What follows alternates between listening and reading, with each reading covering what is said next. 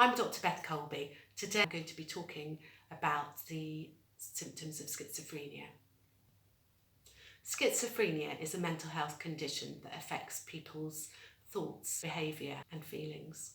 These symptoms can be divided into two: positive symptoms and negative symptoms. Now, the positive symptoms are not desirable.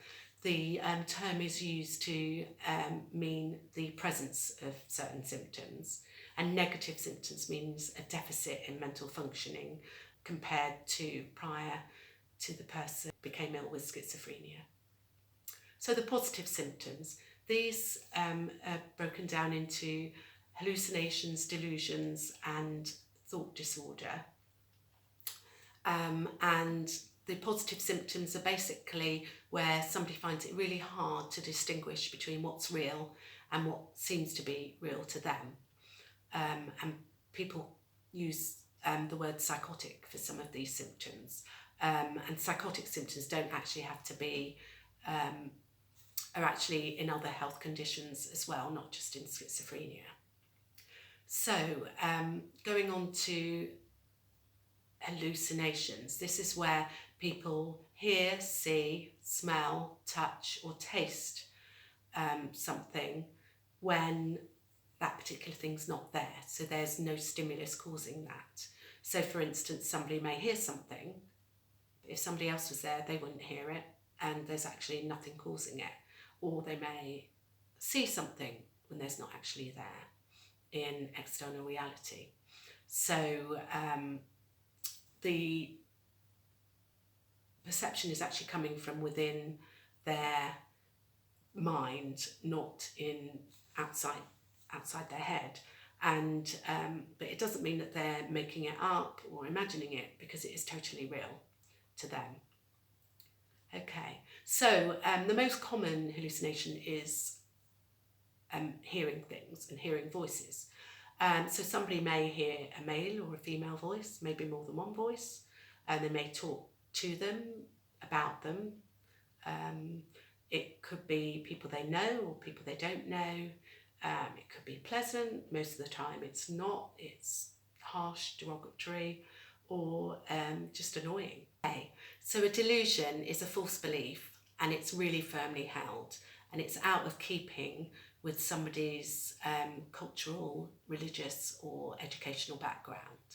And even if there's evidence to the contrary shown to them, they would still hold that belief really firmly.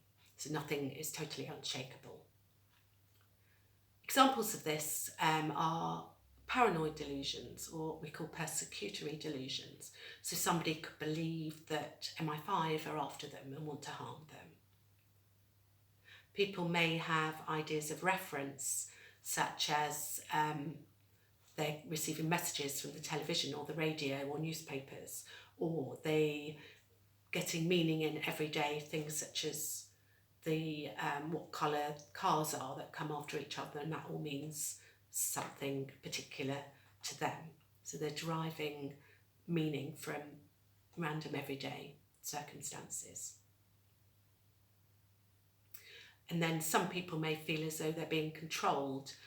So they may feel as though their thoughts are being controlled, that thoughts are being put into their head or taken out of their head. Or they may feel as though their bodies are being controlled and made to do something that they don't want to do. So that's delusions. Now on to thought disorder. People's thoughts may become muddled up and their sentences become jumbled up. So the most difficult scenario is where people's sentence structure breaks down and they're just random words together, and that's what we would call word salad. Or it could be that people are talking about one topic and then totally switch to another one, but there's no connection between the two, and it's really hard to follow what people are saying. Going on to negative symptoms, this is where people lack motivation, lack energy, lack interest, lack the get up and go to do things. So for instance, they may no longer care for their personal hygiene. They may not clean and tidy their area where they live.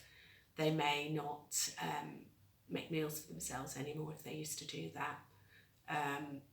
They may lose interest in things that they'd normally do, not socialise, and they just seems as though they just can't be bothered and they're lazy, but that's totally not the case. The apathy and avolition are a symptom of negative symptom of schizophrenia. So, and you can't even make somebody want to do it. And people find that their attention and concentration are poor. They find it difficult to make decisions. They may talk less, and what they say may have less content in it. Their emotional reactivity or affect may be what we call blunted, where they're just not reactive. And also even with walking, they may move their arms and legs less than they normally would do. So these are all called negative symptoms, and it's a deficit in functioning of the brain, of the mind. Okay then, so I've talked about schizophrenia, the positive symptoms, which are hallucinations, delusions and thought disorder, and I've also briefly mentioned negative symptoms of schizophrenia. Not everybody with schizophrenia will have positive symptoms, not everybody with schizophrenia with negative symptoms, and not everybody with schizophrenia will have the whole group of them. So everybody is very, very different, just as everybody generally is very different. Okay then, thank you for listening. Bye-bye.